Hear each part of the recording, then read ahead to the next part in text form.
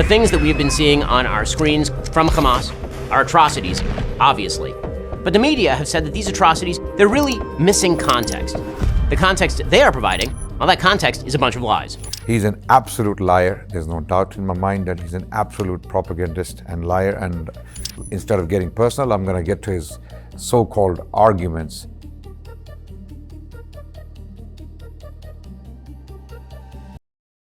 Myth number 1. Israel is historically Muslim territory.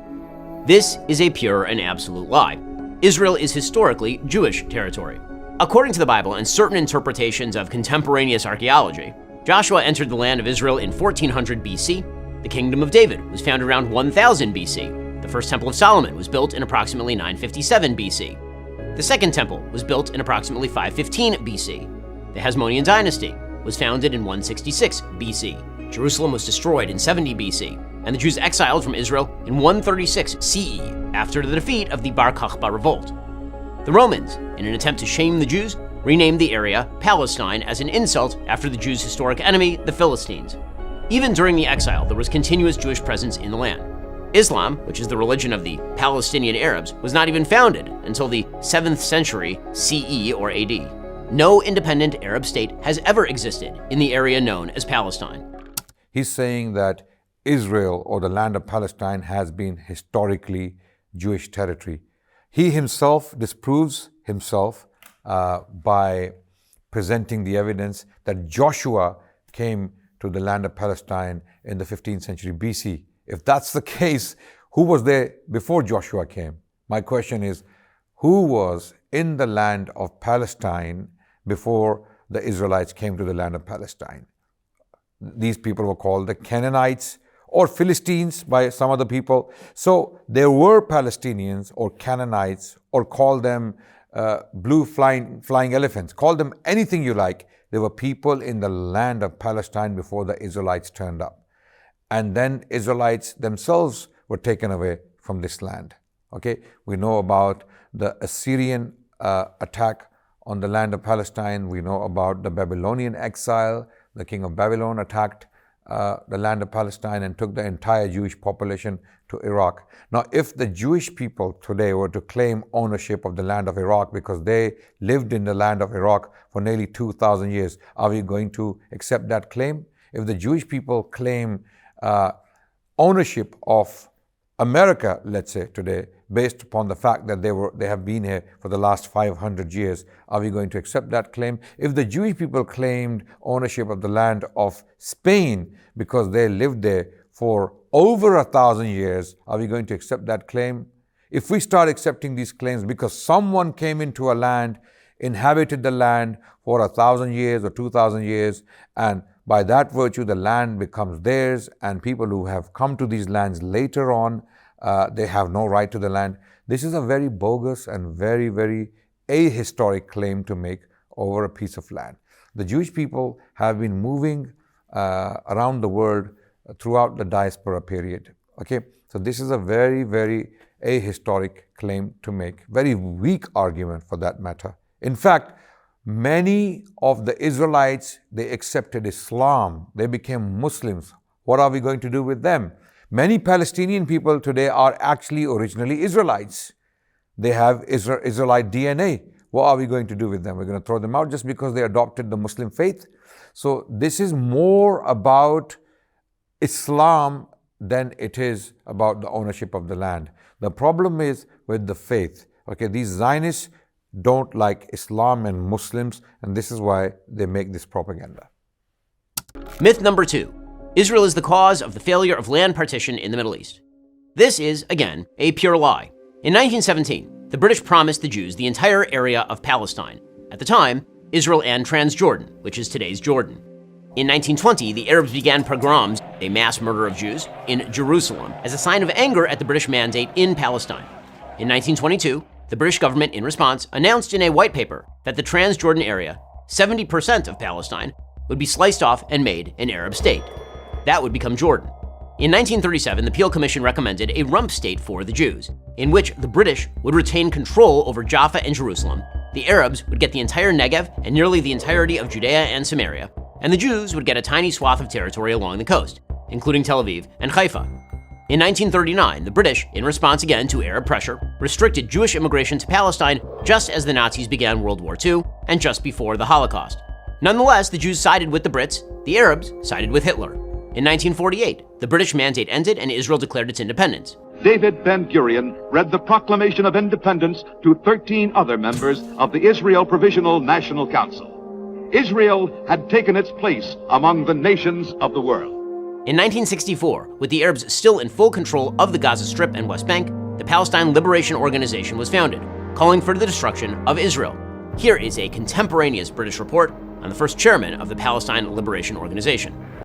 Okay, so I would like to say here that this partition was unjust in the first place. The British mandate had no right to give the land that belonged to the Palestinian people to an extremist entity called the Zionist movement. The Zionists were made of European Jews, Eastern European Jews, who had come up with this theory that they own the land of Zion, in other words, Palestine, and they need to take it by hook or by crook. Okay, this was an atheistic movement driven by some religious ideas, ironically, right? So they came and they took the land of Palestine by force from the people who were already there. And Ben Shapiro, for some reason, being the liar he is, he forgot to mention the fact that many Jewish people from the late 19th century to the early 20th century started to buy land from the Palestinian people according to a systematic plan. The plan that was devised in the first Zionist conference in 1897 that was held in Geneva, right? So this plan basically put out an idea that we start taking this land from the Palestinians by hook or by crook, by means legal or illegal. Even the Ottoman Sultan at the time was approached. Sultan Abdul Hamid was approached by Theodor Herzl himself, the author of the book, The Jewish State. He approached the Sultan and he offered to pay off all his debts he owed to the Europeans in return for Palestine. The Sultan flatly refused such a proposal, saying that the land of Palestine belongs to the Muslims. I cannot simply give this land to the Zionist movement. So the partition of the land that the Zionists claimed is theirs, it wasn't theirs in the first place. The land of Palestine belonged to the Palestinians who were predominantly Muslim.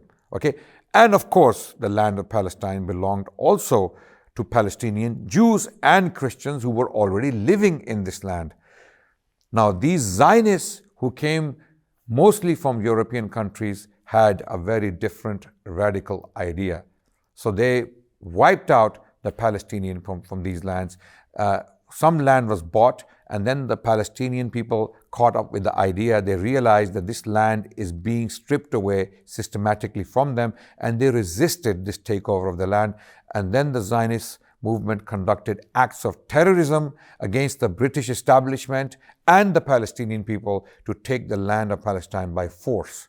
This is a long history, and we can look into books like Making of the Modern Middle East to understand some of the details and the dynamics around these events. But it's not as simple as he puts it, because this land never belonged to the Zionist movement in the first place, for it to be partitioned in the way it was done later on. With regards to showing the images of the Mufti of Jerusalem meeting Hitler, we can show the images of many Jewish bankers, thinkers, intellectuals meeting with Hitler. What does that prove? Does that prove that all those Jewish bankers, intellectuals, thinkers were in with Hitler to commit the Holocaust against the Jewish people? The Holocaust was a catastrophe. It was unjust. It was mass murder. It can never be justified. So showing the images of the Mufti to put out this idea as if somehow the Palestinians were involved in the Holocaust is an absolute abomination. This is an absolute lie which cannot be believed anymore. Transjordan being part of Palestine is another misstatement or misrepresentation of facts, because Jordan was always a separate country. Okay, Palestine, the land of Palestine, always constituted the borders. We know very clearly. Okay, and this land had independent rulers and governors. There were coins minted during the Abbasid period with the word Palestine inscribed on them. This was always seen as separate territory, ruled as separate territory, even during the Muslim period, going back to the Abbasid period. Even during the British Mandate period, when the British minted coins, it said Palestine on the coins. Okay? The word Palestine was inscribed on the coins from the British Mandate period. So when Arthur Balfour gave the country to Lord Rothschild in this declaration, in Balfour Declaration, or when he wrote the letter to Lord Rothschild giving away the land of Palestine to the Zionist movement, or Zionist bankers for that matter, he had no right to do that. This land belonged to a people who were already there, Christians, Muslims, and some Jewish people who were there for centuries. In 1979, Israel gave the Sinai back to Egypt in return for peace. In 1993, Israel agreed to the Oslo Accords, which promised a step-by-step process to establish a Palestinian state. In 1998, Israel conceded yet more territory to the Palestinian Authority under the prime ministership of Benjamin Netanyahu. In 2000, Israeli Prime Minister Ehud Barak offered Yasser Arafat, the terrorist leader of the Palestinian Authority, So Ben Shapiro is making it look like that Israel is the most charitable entity on the planet. It ceded so much territory for the sake of peace because Israel is such a peace-loving, peace-giving, peace-providing entity that is giving away all these lands and these provisions to have peace. But the question is, why is Israel why are the Zionists there in the first place? Why are these Eastern European men and women there in the first place claiming ownership of the land, right? This is not a question of race. This is a question of legitimacy. Why are these people in this land in the first place, and what right do they have to distribute this land to whoever they like? Okay, what right do they have to have illegal settlements in the land that never belonged to them? There are United Nations charters against such actions. Israel has been facing criticism from all around the world on these actions when the land is being taken away as we speak right now by settlers who come from the US, from Australia, from Britain, from other European countries. They are coming to Palestine and they are taking the land of the Palestinian people on gunpoint. Okay? What right do these people have to take this land, and what right do they have to give it away to anyone they like? They have no right over this land. 91% control over the West Bank in contiguous territory and an Israeli security presence along 15% of the border with Jordan. Arafat walked away from the table and began the Second Intifada, a massive terror wave that ended with the death of thousands of Jews. In 2005, Israel unilaterally withdrew from the Gaza Strip. Hamas immediately took it over and began using it as a base for terrorist activity. That continues until this day. In 2008, Israeli Prime Minister Ehud Olmert offered even more than Barak in terms of territory, with some land swaps to maintain Jewish-populated areas in exchange for some Israeli territory.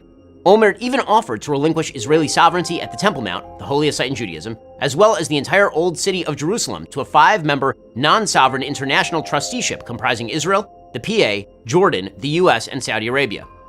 PA head Mahmoud Abbas walked away without a counteroffer. Okay, again, Ben Shapiro here is making Israel or the State of Israel or the leaders of the State of Israel look like very charitable people and entities. So my question again is that if they have taken this land illegally, they have no right over this land, they have stolen the land, they have driven people out of this land, they have committed massacres of innocent people, they have imprisoned children and women and men and elderly, right? If they have done all of this, what right do they have to be charitable to the very people they have oppressed for more than 70 years? So there is no excuse one can make here for the State of Israel or the Israeli leaders.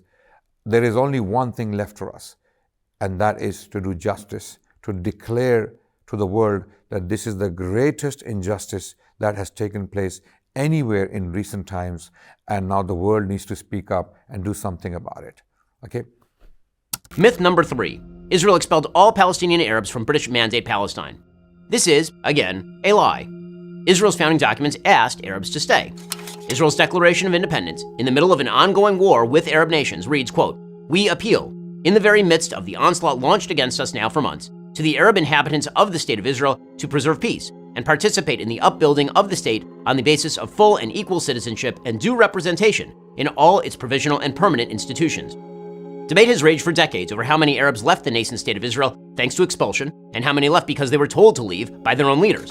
An estimated 250,000 to 300,000 refugees left before their homes were even in a war zone. We didn't compel them to leave.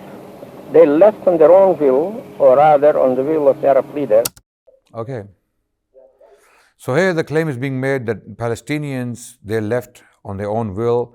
The Israeli soldiers or Israeli politicians or Israeli leaders didn't ask the Palestinians to leave. This is an absolute lie. This goes against all historic records from the 1940s and the 1950s. Okay, when we look at the Nakba, the great catastrophe, why is it called Nakba? Why is it called the greatest catastrophe in Palestinian psyche? Because over 1 million people were driven out of their homes. Israeli soldiers were going into Arab villages and they committed mass murder. They burnt homes, they burnt tents. Okay, and one of the ways Israelis argue that no, we haven't driven all the Arabs out of their lands is because we have Arabs in Israel today. They are citizens. But what happened to those 1 million people? Gaza, over half the population of Gaza is made of those refugees who were driven out of their homes over last 70 years. So this is very, very clear that these people are liars, they are propagandists, they are not interested in objectivity or even accurate history. They are making up their own history as they go along. They're making up facts as they go along. And this is the greatest threat humanity has ever faced in this region. You know why? Because these people have no moral values. They have no shame. They will lie with a straight face. Okay? Anyone who picks up any basic book on the land of Palestine and on Nakba, okay, you will see over 1 million people were driven out of their homes by the Israelis, by terrorists. Okay? This person who is being shown on the screen right now, he was one of the leaders of a Zionist terrorist group that blew up British officers. And check out the famous case of King David Hotel bombing, and you will see how the Zionist movement was even killing British personnel to get their objectives met.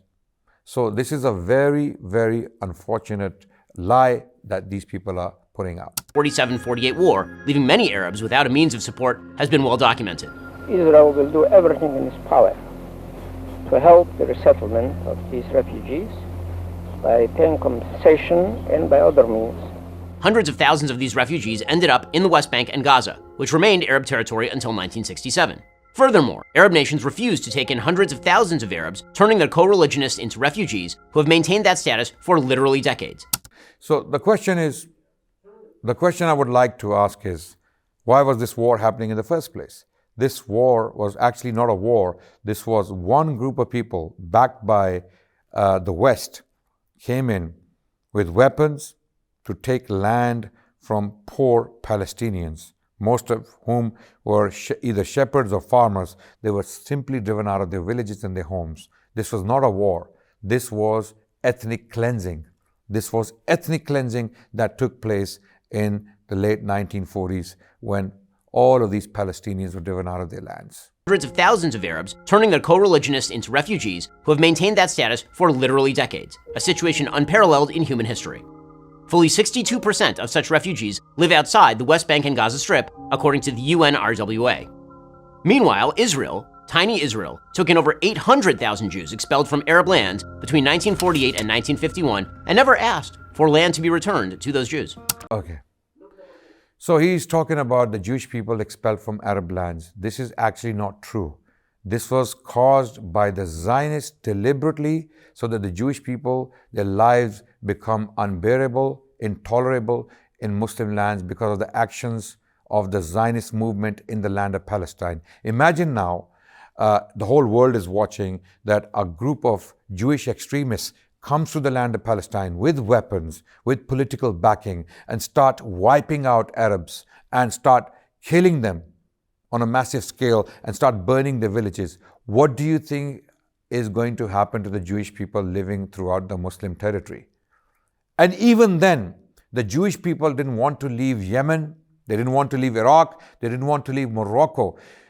There is evidence, overwhelming evidence, that the Zionist movement conducted raids of terrorism against the Jewish people to drive them out of their Muslim domains into the land of Palestine to make what we know today as the land of Israel. So the Zionist movement was conducting bombing raids, against the Jewish people in the Muslim territories to make the claim he just made that the Arabs were expelling the Jewish people from 1948 to 1951. This is a lie again. And the question I ask is, why didn't the Arabs expel the Jewish people for the last 1,000 years?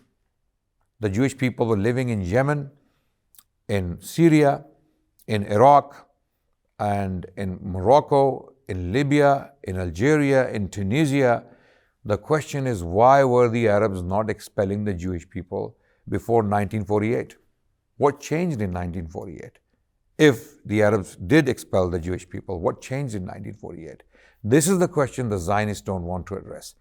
In 1948, these Zionists, European Zionists, they came in and they wiped out the Arabs, and as a result, the Jewish people in the Muslim territories started to feel unsafe because of the actions of the Zionist movement.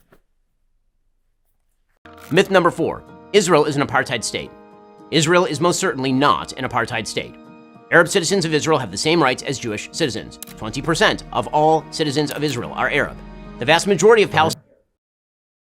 So one of the reasons he gives is that Israel is not an apartheid state because the Arab citizens of Israel have the same rights. Okay, how about the Palestinian citizens who are also, according to the Israeli propaganda, all Arab citizens, right? Why are they not treated the same way? What's happening in Gaza? Gaza is a concentration camp and has been for the last 16 years. Why is Gaza a concentration camp? Why is Gaza confined? I have been to Gaza myself, Adnan Rashid. I've been to Gaza. I've seen the devastation. I've seen the destruction. I've seen the restrictions and the limits that are put to people of Gaza. They cannot leave when they want. They cannot go in when they want. They cannot come out for education, for medical treatment. Their food cannot go in unless the Israelis allow it. If this is not apartheid, then what do you call apartheid? Can the Palestinians live as they want in the West Bank? Absolutely not. Their neighborhoods are confined. There are checkpoints upon checkpoints upon checkpoints. They are searched, in some cases strip searched by the Israeli soldiers. Men and women and children. They are specifically humiliated to make them feel like slaves and occupied people. If this is not apartheid, then what is the definition of apartheid? Just because you give some rights to some citizens within the boundaries of Israel doesn't mean that you are not inflicting an apartheid on the people of Palestine. The vast majority of Palestinians live under Palestinian rule in the West Bank. All Arabs in the Gaza Strip lived under Hamas rule. Israel's population, again, is 20% Arab. Arab parties have sat in the Israeli government, and Arab sits on Israel's Supreme Court. There are 0 Jews living under Palestinian rule. The only apartheid state is any state of Palestine. Okay. So, can the people of Gaza have the airport? Can they have their own port? Because they have sea. Gaza has sea. Can they operate their own port? Can they operate their own airport? Do they have an open, independent border that they control? Certainly not. Do the people of West Bank, the Palestinian authorities of West Bank, do they have an airport? Do they have an open border? Are they allowed to operate their borders independently? Are they allowed to leave when they want? Can they go in when they want? All these things, do they exist? Absolutely they do, right? So if this is the case, then clearly the people of Gaza and people of the West Bank are the ones who are living under an apartheid. The Israelis can leave the country when they want. They can fly out wherever they want. They can fly in whenever they want. There is a program called Birthright program whereby children of the Jewish people from all around the world are brought to Israel free of charge, to be in Israel, to enjoy the landscape and the history of Israel. Can the Palestinians do that? Can the children of Gaza come out and study the history of Jerusalem or the history of Al-Quds or the history of the Jewish temple for that matter? Absolutely not. These freedoms are not available to the Palestinian people, the freedoms the Israelis enjoy. This is what you call an apartheid. All of these myths have consequences. All of these lies have consequences. They lead to a pseudo-sophisticated context that allows for the murder of Jews. It allows people in the West to believe that the grievances that are openly articulated by the Palestinian Authority, Islamic Jihad, and Hamas are actually about territory. Hamas openly calls for the murder of every Jew in the region. The Palestinian Authority gives action. As much as we disagree with some of the groups that rule the land of Palestine, none of them call for the murder of the Jewish people. This is a lie. This is an absolute lie. This would be against their faith. Islam doesn't allow the murder of the Jewish people. The Quran doesn't allow the murder of Jewish people. The Prophet Muhammad ﷺ does not allow the murder of Jewish people. How can the Palestinians call for the murder of Jewish people? This is an unbelievable lie. This is an outright lie, and it's an outrage. Gives actual bounties to the families of terrorists. Islamic Jihad has the same exact goals as Hamas. When evil people say they want to wipe Jews off the face of the earth, we ought to listen, not make up silly excuses as to why they don't actually mean what they say. The consequences of buying your own lies, not even their lies, your own lies, is dead Jews. The world has witnessed the heinous... So this is clearly a lie that he's claiming that the Palestinians or the Palestinian leadership, they want to wipe out all Jews. This is not true. This is an absolute lie. Okay? Because if that was the case, Jewish people would never be able to live in this land at any time. But we know Jewish people lived in Palestine for hundreds of years under the Muslim rule, and why were they not wiped out then? So when the Israelis, when the Zionist government of Israel kills innocent Palestinians on daily basis, children, men, women, and elderly. Right now there's a genocide taking place as we speak. There are buildings being crumbled. Actually, there are buildings being brought down on top of children and elderly who are killed in a very slow way. This is slow death. Some of these children are buried under rubble for days. They live on for days and die a slow, painful death. This is being done by the apartheid, the genocidal, the racist state of Israel under the guise of having rights over this land. And they have the audacity, people like Ben Shapiro have the audacity to claim that Israel is a democracy, Israel is a beacon of light and human rights, Israel is a beacon of justice in the Middle East. Nothing could be far from truth. The heinous attack by Hamas terrorists against innocent Israeli citizens. This massive and devastating attack killed over 1,000 Israeli men, women, children, babies. Thousands more were injured, kidnapped, held hostage. This sworn enemy of Israel will stop at nothing to slaughter every single Jew and claim Israel as their own. But there is a beacon of hope amidst the chaos. On October 7th, we saw what happened, and it was very unfortunate. The question is, what did the Israeli authorities do? People are questioning right now, did they kill their own citizens? Did they leave space for this to happen? Did they facilitate this to happen? All of these questions are very valid questions. And in fact, one of the people who was making this question, or he was putting up these questions, was Charlie Kirk. Charlie Kirk also asked these questions that why did the state of Israel not take any action for 5 hours or 6 hours when this attack took place? So there are many, many pressing questions when all of this happened. And the point is, why would people feel so desperate to do something crazy like that? Is the first question. Why would people feel so crazy and desperate to commit an act like that? No one's asking that question. You see, the history of Palestine does not begin with October 7th. It begins in 1948 when the crime started. The crime of theft, the crime of apartheid, the crime of mass expulsion, the crime of ethnic cleansing, the crime of genocide, the crime of killing innocent men, women, and children started in 1948 in the name of the creation of the State of Israel, the Zionist State of Israel. Zionism is evil. The State of Israel is evil. Something must be done to stop this injustice, to bring peace to the world.